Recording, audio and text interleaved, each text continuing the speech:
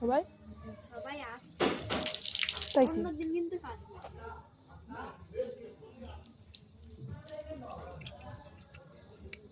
অনেকটা মাছ কমপ্লিট। তো ওই ঘোড়াটা কি আমি নেবো? সামনে জায়গায় ঢুকাতে হবে খুশি খুশি। আমি দেবো? দাঁড়া,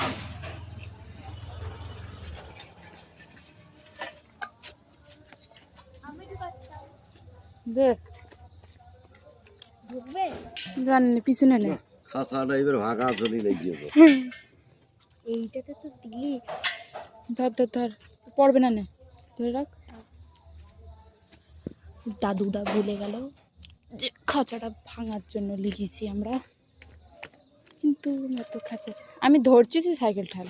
হ্যাঁ নে, এই স্ট্যান্ডে তোল। দাঁড়া, ধরছিস? হ্যাঁ ভালো ধরছিস। দাদা দাদা দাদা নড়িস না গে, আমি হাতটা মুছিয়ে নিয়ে গে। চল এবার আমরা যাই, সামনে তোমাদেরকে দেখাই। পিকনিকের জায়গাটাও দেখাই তোমাদের। হ্যাঁ চলো, রাস্তা ফাঁকা, ঠান্ডা বাইরে বিশাল। মোটামুটি ঠান্ডা, খুব একটা ঠান্ডা না। হ্যাঁ, বাজার দিকে ঠান্ডা।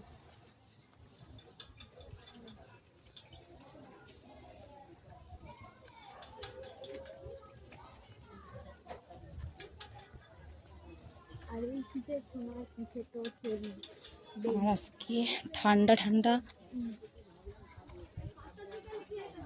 জায়গা স্বর্ণালী।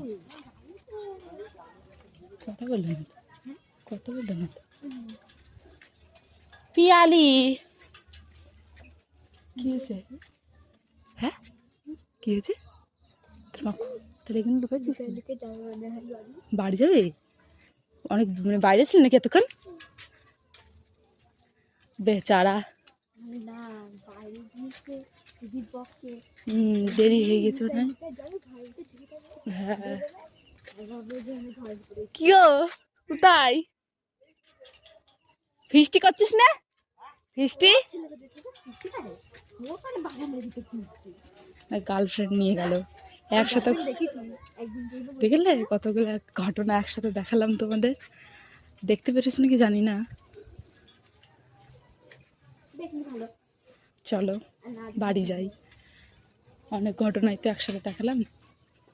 কেউ বাড়ি যেতে পারছে না ভয়ের ঠেলায়। বলছি হ্যাঁ